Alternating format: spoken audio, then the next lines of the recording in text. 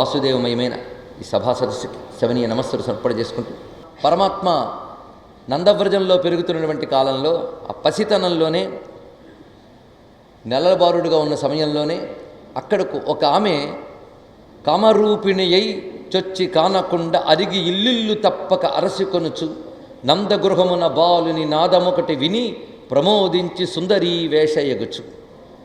కామరూపిణి అయి కామరూపాన్ని స్వీకరించి ఒక సుందర స్త్రీగా మారి ఆ నందవ్రజంలో ఒక్కొక్క ఇల్లు వెతుక్కుంటూ వస్తుంది. అక్కడైనా శిశువులు ఉంటారేమో. శిశుహంత అయినటువంటి ఆమె కంసుని పనుపున వివిధములైన శిశువుల్లో తన్ను సంహరించబోయేవాడు ఎక్కడున్నాడో వెతుక్కోవడానికి పంపబడినటువంటి వారిలో ఒక ఆమె పూతన అనబడేటువంటి ఒక మారీగ్రహ స్వరూపము. ఆమె తిన్నగా అక్కడికి వచ్చేటప్పటికల్లా కృష్ణ పరమాత్మ అప్పుడు ఏడ్చాడు. ఎందుకంటే తన కోసం వెతుక్కున్న వాళ్ళని తప్పకుండా పిలుస్తాడు ఆయన. అది బాలుని నాదం బాలుని నాదం వినబడింది అక్కడ. వెంటనే ఇక్కడ ఒక పిల్లవాడున్నాడే అని లోపలికి వెళ్ళింది. ఒక గోపకాంత వలె ఆమె తనని తాను మార్చుకున్నది. తిన్నగా వెళ్ళి పసివాడిని చేతిలో తీసుకుని స్తన్యం ఇవ్వడం మొదలుపెట్టింది. ఇక్కడ నిజానికి కృష్ణ పరమాత్మ వద్దకు ఇలా గోపకాంతలు రావడం తమ పిల్లవాడే అని భావించిన యశోదమ్మ చాలా చూసింది. కానీ ఈ గోపకాంత ఏదో కొత్తగా ఉందే అనిపిస్తుంది ఆమెకి.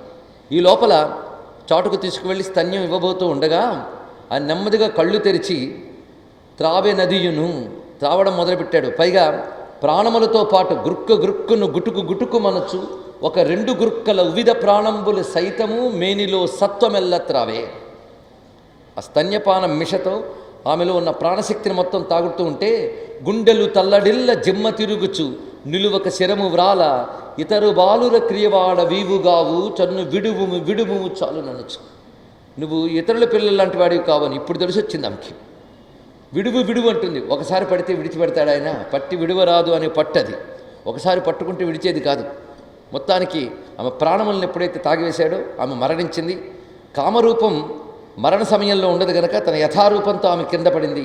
హఠాత్తుగా జరిగిన ఈ పరిమాణాన్ని చూసి గోపకాంతలందరూ ఆశ్చర్యపోయి బెంబేలెత్తి ఆమె దేహంపై ఆడుకుంటున్న పిల్లవాడిని ఎత్తుకుని వచ్చారు.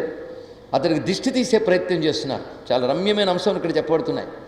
గోమూత్రేణ స్నాత్వా అన్నారు. ఇక్కడ గోమూత్రముతో స్నానం చేయించారు. మన ప్రోక్షణ స్నానం అంటే దిష్టి దోషాలు పోవడానికి గోవు ద్వారా ఏం చేయొచ్చో దీన్ని బట్టి మనకు తెలుస్తుంటుంది. అదేవిధంగా గోరజము అన్నప్పుడు 2 రకాలు చెప్పవచ్చు. ఆవు కాలి గిట్ట కింద ఉన్న మట్టి, అదేవిధంగా ఆవు పేడ పిడకల్ని కాల్చగా వచ్చినటువంటి భస్మం. ఈ రెండిటికి కూడా దుష్టశక్తుల్ని పోగొట్టే శక్తి ఉన్నది. అంతేకాదు గోలాంగూలంబు తిప్పే అన్నారు. ఇక్కడ ఆవు వెనక్కి తీసుకువెళ్ళి ఆ తోకను చుట్టూ తిప్పారు. ఇవన్నీ కూడా దిష్టి దోషాలు పోగొడతాయిట. ఇప్పుడు దోషాలు పోగొట్టుకోవడానికి ఆవుని దగ్గర ఎవరు పెట్టుకోవట్లేదు. అంటే దోషాలు పోయే అవకాశం లేక వాళ్ళలోనే కూర్చుంటున్నాయి.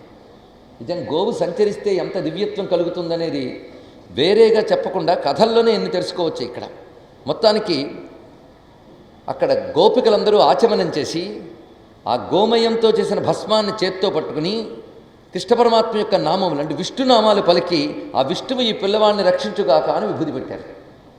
ఎంత చక్కటి మాట. ఆయన చక్కగా పెట్టించుకున్నాడు. పైగా ఆ నామములు చాలా విశేషమైనవి. పిల్లలకి బాలారిష్టాలు దృష్టి దోషాలు పోవడానికి ఇప్పటికీ భాగవతంలో చెప్పబడ్డ ఆ నామాన్ని చదివి బొట్టు పెట్టడం అనేది మంచి ప్రక్రియని పెద్దవాళ్ళు చేసేవారు. ఇప్పుడు చాలామంది మర్చిపోతున్నారు. ధర్మశాస్త్రాల్లో కూడా ప్రస్తావన చేశారు ఆ నామాలని. అయితే ఈ సమయంలో నారాయణ భట్టాత్రుడు గొప్ప మాట అంటారు. వాళ్ళు నీకు దిష్టి తీశారు, నీకు అక్కర్లేదు. ఏ దివ్యనామాలతో వాళ్ళు దిష్టి తీశారో ఆ దివ్యనామాలు మమ్మల్ని రక్షించుగాక. అగదయన్ కురు తావక సేవకం, నీ సేవకులమైన మమ్మల్ని ఆ నామములు రోగరహితుల్ని చేయుగాక అన్నారు. నిజానికి కృష్ణ పరమాత్మ ఆ దివ్యమైనటువంటి వ్రజంలో చేసిన లీలలు చాలా ఉన్నాయి. కానీ ప్రధానంగా కొన్ని మనం చెప్పుకుంటూ ఉన్నాం. అందున పూతనా సంహారమైనటువంటి ముఖ్యమైన అంశం. ఇక్కడ అనేక రకమైన భావాలు తెలియజేస్తాడు సుఖయోగేంద్రుడు. ఇవి తర్వాత జరగబోయేటువంటి అసుర సంహార గాథలకు కూడా అన్వయించుకోవచ్చు. అందుకు ఆశ్చర్యకర అంశం ఏంటంటే ఈమె దేహాన్ని ఇప్పుడు తగలబెట్టడం ఎలాగానే పెద్ద సమస్య ఏర్పడింది.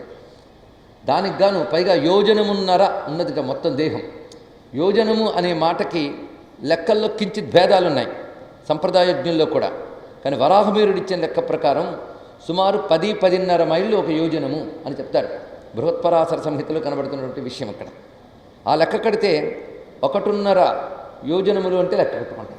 అంత శరీరం ఈ శరీరాన్ని తగలబెట్టడానికి ఊరి శ్మశానాలు చాలు. అందుకే ఏం చేశారంటే దేహాన్ని ముక్కలు చేసి తగలబెట్టారు ఆమె దేహాన్ని.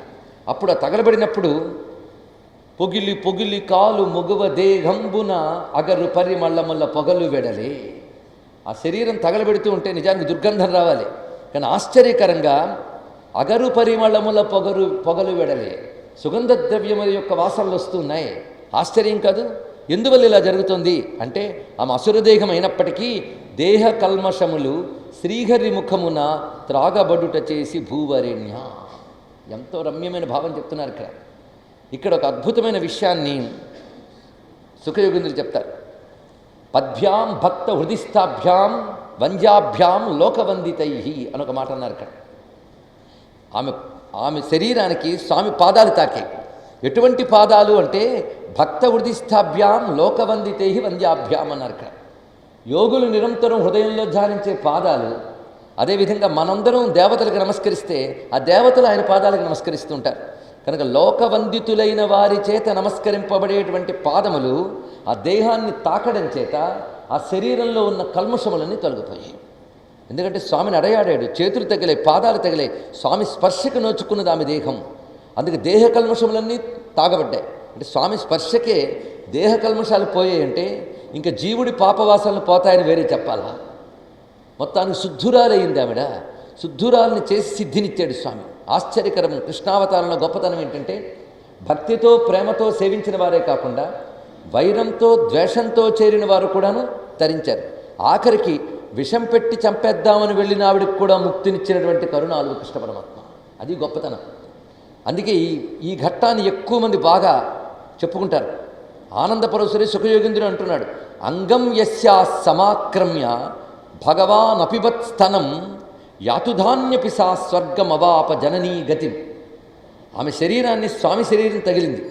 పైగా అపిబత్ స్తనం, ఆమె స్తన్యాన్ని పానం చేశాడు. అందువల్లనే యాతుధాన్యపి, ఆవిడ యాతుధాని అంటే రాక్షసశక్తి అయినప్పటికీ ఉత్తమ గతిని పొందింది. ఇలా హింసా ప్రవృత్తి కలిగిన రాక్షసి కూడా ధన్యురాలైందంటే ప్రేమగా కృష్ణుడి క్షీరాన్నిచ్చినటువంటి ఆ తల్లులు, ఆ గోవులు ఎటువంటి గతిని పొందుతాయనేది చెప్పగలమా, వర్ణించగలమా అంటున్నారు ఇక్కడ. అందుకే కృష్ణభుక్త స్తన క్షీరా క్యుము గావోను మాతరహ, ఇది మాటని చెప్పారు ఇక్కడ. కృష్ణతత్వం అర్థం చేసుకోవడానికి ఇప్పటి నుంచి మనం ప్రయత్నం చేస్తున్నాం. కృష్ణావతారం పరిపూర్ణావతారం ఒకటి, ముకుందావతారం సాక్షాత్ భగవత్ అవతారం అని చెప్పుకోవచ్చు. అంటే నేరుగా అది దిగి వచ్చినటువంటి పరమేశ్వర స్వరూపం అది. కృష్ణావతారం గొప్పతనం ఏంటంటే తన వద్దకు చేరిన ఎటువంటి వారినైనా ముక్తినిచ్చిన అవతారం. ఆశ్రయించిన వారి భావాలు ఎలా ఉన్నా ఆశ్రయించిన వాడికి ఏ భావము అంటారు.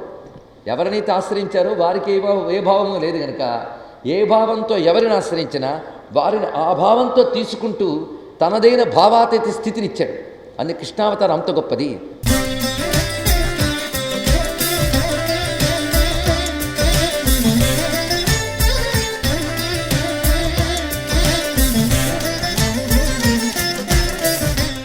ఇక్కడ శంకరులు కృష్ణతత్వం గురించి వ్యాఖ్యానిస్తూ గొప్ప మాట చెప్తారు.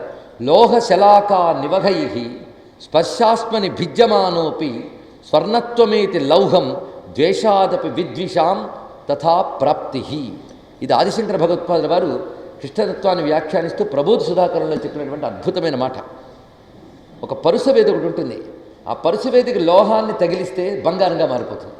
ఆ లోహాన్ని మీరు ప్రేమగా తీసుకువెళ్ళి తగిలించిన బంగారం చేస్తుంది, కోపంగా కొట్టినట్టు వెళ్ళి తగిలించిన బంగారంగా చేస్తుంది. ఎందుకంటే లోహం ఎలా తగిలింది అనేది కాదు, తగిలింది పరుసవేదిని. అందుకే పరమాత్మ పరుసవేది వంటివాడు, ఆయన ఆశ్రయించిన జీవులు లోహాల వంటివారు అని చెప్పారు ఇక్కడ.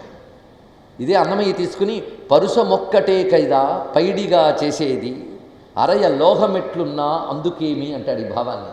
కృష్ణావతారం అటువంటి పరుసవేది వంటి అవతారం. ఇలా ఎందరిని అనుగ్రహించాడు. శకటాసురుణ్ణి, తృణావర్తుణ్ణి కూడా అనుగ్రహించాడు. అందుకే అన్నవతారాలు ఒక ఎత్తు, కృష్ణావతారం ఒక ఎత్తు అని పెద్దలు చెప్పుకుంటుంటారు. ఎందుకంటే సర్వేప్యంసకళా విష్ణో కృష్ణస్థు భగవాన్ స్వయం అనే మాట ఎలాగో ఉన్నది.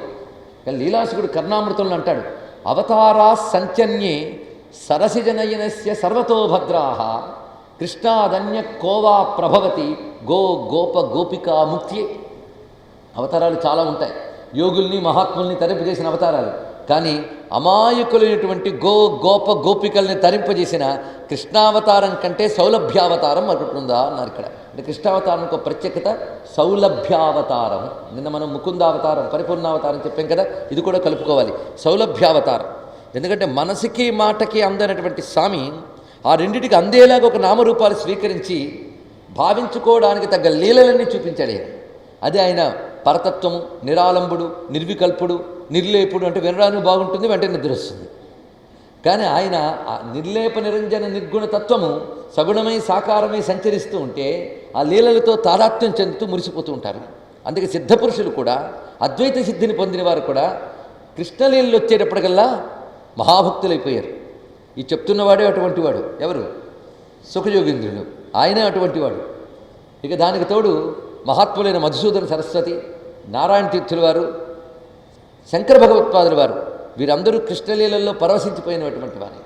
లీలాసుకుడు గొప్ప మాట అంటాడు, మహాత్ములు ఎందరో ఉన్నారు, చాలా సంతోషం, మీరందరూ కూడాను హృదయంలో పరమాత్మని ధ్యానించండి.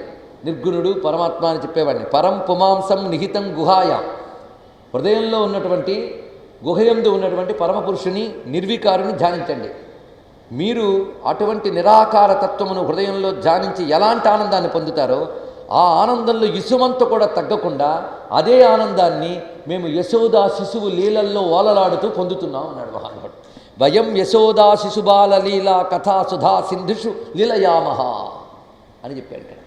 అలాంటి భవ్యమైనటువంటి కృష్ణ పరమాత్మ యొక్క దివ్య లీలలు రేపల్లెలో ఒకటి మొదలైంది.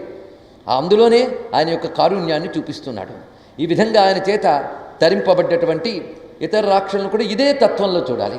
కనుకనే భగవత్పాదుల మొదలుకుని అద్వైత సిద్ధినిచ్చినటువంటి మాటల్ని ఆధారం చేసుకుని కృష్ణతత్వ ప్రస్తావన మనం చేసుకుంటూ ఉన్నాం. ఆ తర్వాత పరమాత్మ అక్కడ ఇంకా బాల్యదశ, శైశవ దశలో ఉండగా ఆయనకి నామకరణం చేయాలి అనుకుంటున్నాడు వసుదేవుడు. ఎందుకంటే పెట్టొచ్చిన వాడు ఆయనకు తెలుసు కదా, పిల్లలకి జరగవలసిన సంస్కారాలు జరగవలసిన వయసులో జరగాలి. సంస్కరింపబడకపోతే అది తప్పు. పిల్లవాడికి సంస్కారం చేయాలి, నామకరణ సంస్కారం. అందుకు గర్గమహాముని పిలిపించాడు. ఈ గర్గుడు సామాన్యుడు కాదు, ఆయన కల్పాంతకాలమని ఉన్నటువంటి వాడు. అంతేకాదు, పార్వతీ పరమేశ్వరుల వివాహంలో పార్వతీదేవి పుట్టింటి వైపు పురోహితుడు గర్గమహాముని. దాన్ని బట్టి ఎప్పటివాడో చూడండి. తర్వాత ముచుకుందుడు వృత్తాంతంలో తెలుస్తుంది, రాముని కంటే పూర్వీకుడు ముచుకుందుడు. ఆ ముచుకుందుడితో గర్గుడు చెప్పేట 28వ మహాయుగంలో కృష్ణుడు వస్తాడని ముచుకుందుడు అంటాడు కృష్ణుడితో. అంటే గర్గుడు ఎప్పటివాడు చూడండి ఇక్కడ. కనుక ఋషులకి వయస్సులు కాలాలు మనం లెక్క కట్టలేం. పైగా నారాయణుడు అవతరిస్తాడని ఆయన అవతరించకముందే తెలిసిన ఋషుల్లో ఆయన ఒకడు. అందుకే వసుదేవుడు తమ ఇంటి పురోహితుడైనటువంటి గర్గమహామునితో విన్నవించుకున్నాడు, పరమాత్మగా నామకరణం చేయాలయ్యా, నువ్వు వెళ్ళు అని. ఎవరికి తెలియకుండా వెళ్ళాలి, మరి కంసాదుడికి తెలియరాదు కదా. అప్పుడు గర్గుడు మహానందంగా బయలుదేరాడు. ఎంత ఉత్సాహంగా బయలుదేరాడంటే, నామరూపరహితమైనటువంటి పరబ్రహ్మను ఎప్పుడు ధ్యానిస్తున్నారు వాళ్ళు. ఇప్పుడు ఆయన నామరూపాలు స్వీకరించారంటే చూడాలనిపిస్తుంది. ఎలా ఉన్నాడో చూడాలని ఉత్సాహపూర్తిని వెళ్ళాడు. వెళ్ళేటప్పటికల్లా ఎదుర్కొని ఆయన స్వాగతం పలికాడు నందుడు. పైగా ఎంత ఆనందంగా పలికాడంటే, ఊరకరారు మహాత్ములు వారై మా ఇండ్ల కడకు వచ్చుటలెల్లన్ కారణము మంగళములకు నీరాక శుభంబు మాకు నిజము మహాత్మా. ఊరకురారు మహాత్ములు అనే మాట ఇక్కడి నుంచి వచ్చిందండి. పైగా జ్యోతిష్ శాస్త్రముకెల్లా మేటరవి, నువ్వు జ్యోతిష్ శాస్త్రంలో గొప్పవాడివి, తేజోమూర్తివి, అలాంటి మహర్షివి, నువ్వు వచ్చావు గనక మా పిల్లలకి నీ చేత నామకరణం చేయించుకోవాలనుంది అన్నాడు. పంపినవాడు కోరిక అది, వచ్చినవాడు కోరిక అది, ఇప్పుడు ఆహ్వానించినవాడు కోరిక అది. అంటే వీళ్ళు కూడబలుక్కున్నారా? ఆఖరికి ఆయన నేను పంపిస్తున్నాను పేరు పెట్టించుకోని ఫోన్ చేసి చెప్పాడు ఏంటండి. అందరికీ ఒకటే బుద్ధి పుట్టింది అంటే పేరు పెట్టించుకోవాలనుకున్నాడు ఆయన. అందుకు వచ్చాడు గర్గుడు. ఇది తెలుసుకోవాలి ఇక్కడ. పెడితే వచ్చేది కాదు, పెట్టించుకోవాల్సిందే. వెంటనే పేరు పెడతారు కానీ పిల్లాడు ఎక్కడున్నాడు అని చూస్తున్నాడు. ఎందుకంటే ఆయన చూడాలని తపన పడిపోతున్నాడు. అదిగో అక్కడ ఆడుకుంటున్నాడు. వెంటనే పరుగున వెళ్ళి కూర్చుని పిల్లాడిని ఎత్తుకుని ఒళ్ళో పెట్టుకున్నాడు. ఆనందపరచుడైపోతున్నాడు గర్గమహాముని. హత్తుకుంటున్నాడు ఒంటికి. ఆ పక్కన బలరాముడు, ఇంకా పేరు పెట్టలేదు, మనం అర్థం చేసుకోవడం కోసం చెప్పుకోవాలి. ఆ పిల్లాడు అక్కడ నిలబడి ఉన్నాడు, ఆయన్ని నిమురుతున్నాడు. ఎందుకంటే భగవదంశతో వచ్చినటువంటి మహానుభావుడు, ఈయన సాక్షాత్ భగవానుడు, ఒళ్ళో పెట్టుకున్నాడు. అప్పుడు అంటున్నాడు, అయ్యా పేరు పెట్టాలని. ఎందుకంటే నేను పరవశించిపోయాడు కనుక గుర్తు చేశాడు నందుడు నామకరణం చేయాలని. ఏం పేరు పెడతాను అనుకున్నాడు. మనకు భాగవతం రహస్యాలు తెలుసుకుని ఆలాపన చేసిన భక్తులు ఎందరో ఉన్నారు, వాళ్ళు మళ్ళీ ఋషులంతటి వాళ్ళే. అందులో ఒక ఆయన గురువాయూరప్పపై నారాయణీయాన్ని రచించిన నారాయణ భట్టాత్రి. ఆయన ఈ సందర్భంలో గొప్ప మాట అన్నారు. కథమస్య నామ కుర్వే సహస్రనామ్నో హ్యనంత నామ్నో వా ఇది నూనం గర్గముని చక్రే తవ నామ రహసి విభో. కృష్ణ పరమాత్మకి నామకరణం ఎలా చేశారంటే రహసి. ఇతనికి ఎలా పేరు పెడతాను అనుకున్నాడు. ఎందుకంటే ఏ పేరు తోచకపోయినా పేరు పెట్టలేము, బోలుడి పేర్లు తోచినా పేరు పెట్టలేము. ఎందుకంటే సహస్రనామనో అనంతనామనో వా, వేల నామాలు అనంతనామాలు కలిగిన వాడికి ఏ పేరు పెడతాను అని ఆలోచిస్తున్నాడు. అప్పుడు రహస్యముగా పేరు పెట్టాడన్నారు. రహస్యముగా అంటే కంసాదులకు తెలియకుండా అని అర్థం చెప్పుకోవడం కాదు, రహస్యనామాన్ని పెట్టాడు. ఇది లలితా రహస్యనామాన్ని అంటాం కదా. రహస్యనామం అంటే ఏ పేరులో శాస్త్ర సంకేతములు తాత్విక భావములు దాగి ఉంటాయో వాటిని రహస్యనామములు అంటారు. అలాంటి రహస్యమైన నామాన్ని రహస్యంగా పెట్టాడు. ఆ నామమే కృష్ణ. సామాన్యం అనుకున్నారు ఈ మాట ఎంత గొప్పదో మంత్రశాస్త్రం చక్కగా చెప్తోంది. నామ్నాం భగవతో నంద కోటీనాం స్మరణే చయత్ తత్ఫలం లభతే నూనం కృష్ణేతి స్మరణాన్నరహ. ఇది గర్గభాగవతంలో కనబడుతున్నటువంటి మాట. కృష్ణ అనే నామం కోటి విష్ణునామాలతో సమానమయ్యా అన్నారు. ఇది మా అతిశయోక్తులు కాదండి, అని చూస్తే తెలుస్తుంది. కృష్ణనామానుకున్న శక్తి సామాన్యమైంది కాదు, తరింపజేసేది. కృష్ణేతి సుందరన్నామ సుందరం భక్తిదాయకం. కృష్ణభక్తి మనకు కావాలి, అది ఉంటే తరించిపోతాం. కానీ కర్మ ఏమిటో భక్తి రాలేదు. అయ్యో భక్తి రాలేదని బాధ ఉన్న సంతోషమే. అప్పుడు ఏం చేయాలంటే కృష్ణ కృష్ణ అంటూ ఉంటే పాపాలు పోయి కృష్ణుడి మీద భక్తి వస్తుంది. ఇంకేం కావాలి? అది వస్తే ముక్తి తప్పదు. భక్తి వస్తే ముక్తి ఎందుకు? భక్తే ముక్తి అని కృష్ణ అనే నామానికి అంత శక్తి ఉన్నదయ్యా అని చెప్తున్నాడు ఇక్కడ. అయితే ఇక్కడ కృష్ణనామాన్ని మనం కాస్త నిర్వచనం చెప్పుకుందాం. ఎందుకంటే ఎలా అన్నా కృష్ణనామం గొప్పదే. కృష్ణానుస్మరణాదేవ పాపసంఘాత పంజర శతదా భేదమాయాతి గిరిర్వజ్రహతో యథ అంటాడు లీలాసుకుడు.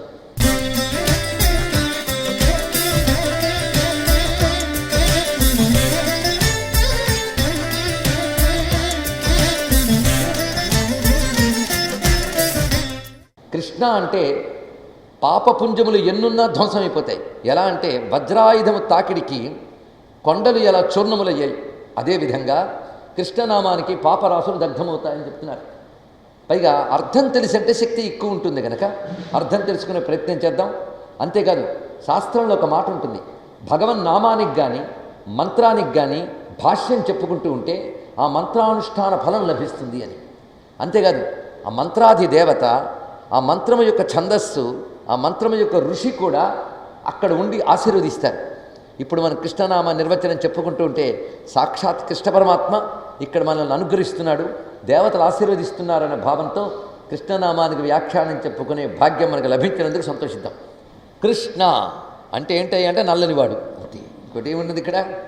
ఎందుకు ఆ నల్లనివాడు అంటే ఒక్కొక్క యుగంలో ఒక్కొక్క స్వరూపంతో కనబడతాడు స్వామి. ధవళకాంతులతోనూ రక్తకాంతులతోనూ పీతకాంతులతోనూ. పీత అంటే పసుపు, రక్త అంటే ఎరుపు, ధవళ అంటే తెలుపు. ఈ మూడు కాంతులతో పూర్వయుగాల్లో కనబడుతున్నాడు. ఈ యుగంలో కృష్ణకాంతి అన్నాడు ఇక్కడ. అంటే ఇది ద్వాపర యుగమా కలియుగమా? నాలుగవది కలియుగమే కదా. కానీ కృష్ణుడు ద్వాపర యుగంలో అవతరించినప్పటికీ కలియుగంలో పుట్టిన వాళ్ళందరికీ కూడా ఒకే ఒక్క దిక్కు కృష్ణుడు. తెలుసుకోండి, ఇక్కడ మనందరికీ కృష్ణుడి దిక్కు మరి ఏమీ లేదు. ఇక్కడ కొత్త అవతారాలు వచ్చేయేమో అని కొత్త కొత్త అవతారాలను తెచ్చుకొని కొత్త కొత్త పూజలు ప్రారంభించే కంటే వచ్చిన కృష్ణావతారం చాలు మనకి. అందుకే పాషండ ప్రచురలోకే కృష్ణ ఏవ గతిర్మమ అంటారు వల్లభాచార్యుల వారు. శ్రీకృష్ణ శరణం మమ. సామాన్యమా? కృష్ణుడు నీలకాంతులతో ప్రకాశిస్తున్నవాడు. ఇది కేవలం భౌతికార్థం. ఒక మంత్రార్థాలు చూడాలి. ఈ అర్థములన్నీ కూడా సంహితా గ్రంథాల్లో వ్యాఖ్యానించబడ్డవే ఇక్కడ చెప్తున్నాం. అంతేగాని బట్టతలకి మోకాలికి ముడిపెట్టేటటువంటి సమన్వయాలు ఇక్కడ జరగవు. శాస్త్రంలో చెప్పిన అన్వయాలే చేస్తూ ఉన్నాం. ఈ భావాలు మంత్రశాస్త్రంలో ఉంటే అది తీసుకుని రచించిన వాడు నారాయణ భట్టాత్రి.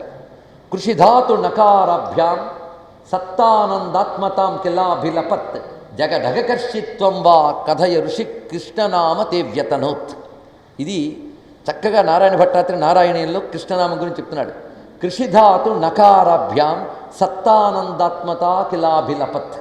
దీని సరిగ్గా మంత్రశాస్త్ర ప్రమాణం ఏంటంటే కృషిర్భూవాచకో శబ్ద నశ్చ నిర్వృతివాచక తయోరైక్యం పరం బ్రహ్మ కృష్ణ ఇత్యభిధీయతే. ఇది మంత్రశాస్త్రంలో ఉన్న వాక్యం. కృష్ నా అనేటువంటి దాంట్లో కృష్ అనేది భూ అనే ధాతువుని సంబంధిస్తుంది అన్నారు ఇక్కడ. సంస్కృతంలో భూ సత్తాయాం, భూధాతువు అంటే సత్. సత్ అంటే ఏమిటో, కృష్ అంటే అది సత్, దీనికి సత్తా అంటాం. సత్ అంటే ఉనికి. ఉనికి ఉనికి అంటే తెలుసు కదా, ఎలా చెప్పేది? సత్ అంటే ఉనికి, ఉనికి అంటే ఉనికి, ఇంగ్లీష్లో ఎగ్జిస్టెన్స్ అని అంటారు ఇక్కడ, ఉండడం. కృష్ అంటే సత్, అర్థమైంది కదా. నా నా అంటే ఏమిటంటే నిర్వృతివాచక అన్నారు ఇక్కడ, ఆనందము అని అర్థం ఇక్కడ. నా అంటే ఆనందం. ఏ ఆనందం? మళ్ళీ అది ప్రశ్న. నిర్వృతి అన్నాడు ఇక్కడ. నిర్వృతి అంటే చిదానందం. ఇది తెలుసుకోవాలి. ఆనందాలు రెండు రకాలు, జడానందం, చిదానందం. ఇంకా అర్థం కావాలంటే భ్రమానందం, బ్రహ్మానందం. మనం అనుభవించే లౌకిక సుఖాలన్నీ కూడా జడానందాలు, భ్రమానందాలు. అంటే ఆనంద ఆభాసలు ఇవన్నీ కూడా. ఆనందమేమో అనే భ్రాంతే తప్ప కొంచెం అనుభవించగానే కాదని మనకే తెలిసిపోతుంటుంది. ఇవన్నీ ఆభాసానందములు. కానీ అలా కాకుండా ఏది సత్యమై ఉన్నదో, ఏది నిత్యమై ఉన్నదో, ఏది సహజమై ఉన్నదో ఆ ఆనందం ఉన్నది. దానికి చిదానందము, బ్రహ్మానందము అని పేరు. అది చిత్, చైతన్యమయమైన ఆనందం. దానికి ఇతరములన్నీ జడా భ్రమ. అది బ్రహ్మానందము, అది చిదానందము. ఇప్పుడు కృష్ణ దగ్గరికి రాసుకోండి. కృష్ అంటే సత్, నా అంటే చిత్, చిదానందం. ఇప్పుడు కలిపితే సచ్చిదానందం. కనుక కృష్ణ అంటే సచ్చిదానంద స్వరూప. కనుకనే పరబ్రహ్మ సచ్చిదానంద స్వరూపుడు. పరబ్రహ్మ యొక్క పేరే కృష్ణుడు. అందుకే తయోరైక్యం పరంబ్రహ్మ కృష్ణ ఇత్యభిధీయతే. కానీ కృష్ణ అంటే సచ్చిదానంద స్వరూపుడిని పరబ్రహ్మ. అసలు కృష్ణావతారమే ఆనందావతారం అని నిన్ననే చెప్పుకున్నాం. ఆనందం ఇవ్వడానికి వచ్చాడు స్వామి. ఆనందం మూర్తి భవిస్తే కృష్ణుడు, కనుక ఆనందమూర్తి. ఇది ప్రధానమైన అర్థం. ఆనందం సచ్చిదానందం. ఇంకొక అద్భుతమైనటువంటి అర్థం చెప్తున్నాడు. ఇవన్నీ కూడా ఇన్ని అర్థాలు చెప్పామనుకో కాదు, ఇన్ని అర్థాలు భావించాలి పరమాత్మ యందు. ఆయన కర్షణత్వాత్ కృష్ణ అన్నారు. అథవా కర్షయేత్ సర్వం జగస్థావర జంగమం కాలరూపేణ భగవాస్తేనాయం కృష్ణ ఉచ్యతే. ఇక్కడ అద్భుతమైన మాట చెప్తున్నారు. సృష్టిలో అన్నిటినీ కర్షించువాడు. కర్షించుట అంటే ఉపసర్గ పెడితే ఆకర్షించుట. భావించండి, ఇక్కడ దొరికిపోతాడు కృష్ణుడు. వేరే ఘట్టాలు మనం వినలేకపోయాం, అక్కర్లేదు. నామానికి అర్థం తెలుసుకుంటేనే కృష్ణుడంతా బయటకు వస్తుంటాడు నామంలో. ఇప్పుడు మన పేర్లన్నీ కూడా పెద్దలు ఇష్టపడి పెట్టుకుంటారు, అది మనకి ఏమీ అన్వయించవు. కానీ భగవంతుడి పేరు అలా కాదు, ఆయన తత్వమే ఆయన పేరే ఇస్తుంది. తెలుసుకోవాలి. కానీ కృష్ణ అంటే కర్షణత్వాత్ కృష్ణ, ఆకర్షిస్తాడు.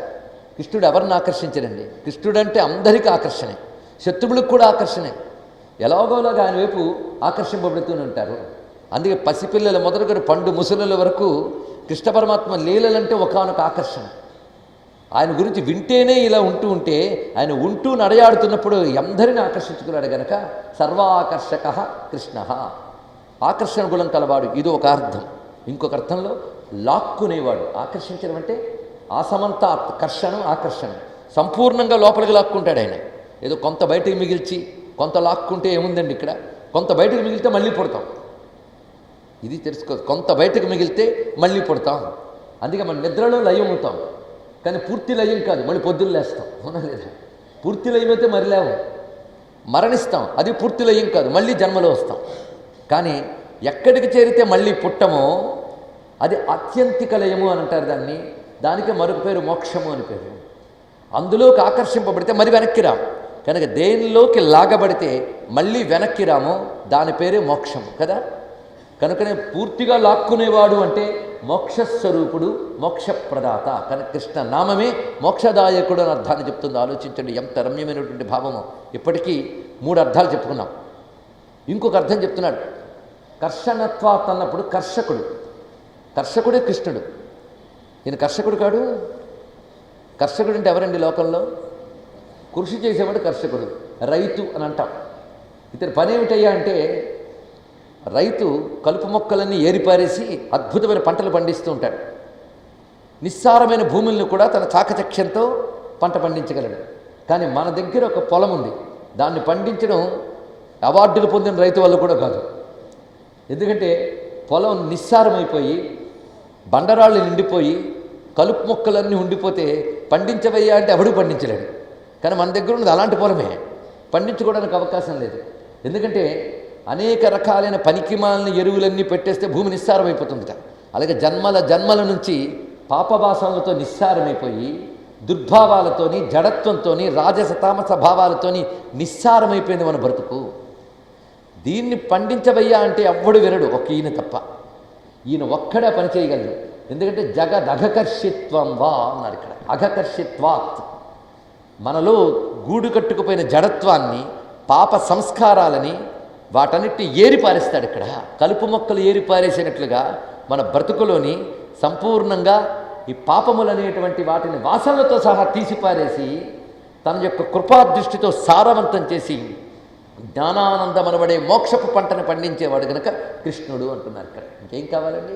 కృష్ణ శబ్దానికి ఇదొక అర్థం. కనుక పాపములు పీకి పారేసి జీవిత సాఫల్యమిచ్చువాడు.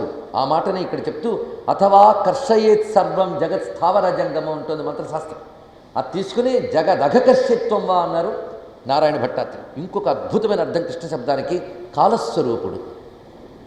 కాలస్వరూపుడు ఎందుకంటే సృష్టిలో ప్రతిదీ కాలానుగుణంగానే వెళుతుంటుంది. పైగా నేను కాలాన్ని ఆయన డిక్లేర్ చేశాడు తెలుసా మీకు? ఎక్కడ? భగవద్గీతలో.